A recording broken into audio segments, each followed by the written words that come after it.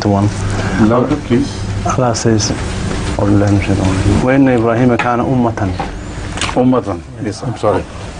Proceed. Let her down. How Rasul Ibrahim could be one ummah? Yes. It's a very interesting question, but people have answered it differently before. I believe that this should be taken literally as one person being an ummah.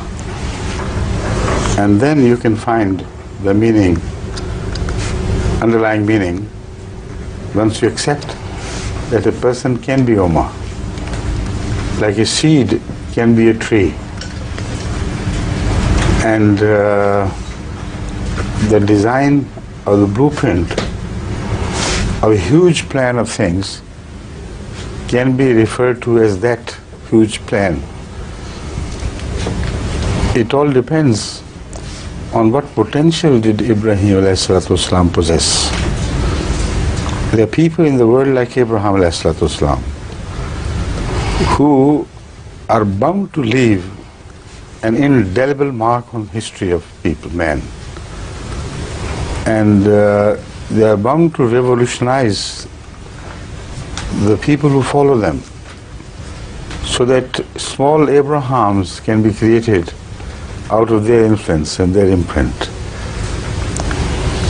So a new revolutionary phase in the human history was to be ushered with the coming of Hazrat Ibrahim ﷺ. And this again was to turn into its higher order, or the ultimate consummation in the form of Hazrat Muhammad Rasulullah sallallahu alaihi wasallam and Islam.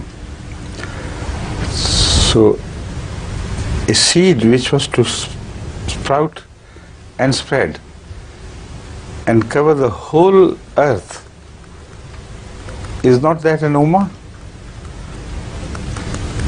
And this is exactly the promise made to him by God, mentioned in the Bible, that your progeny will be like the particles of sand, uncountable, and like the stars.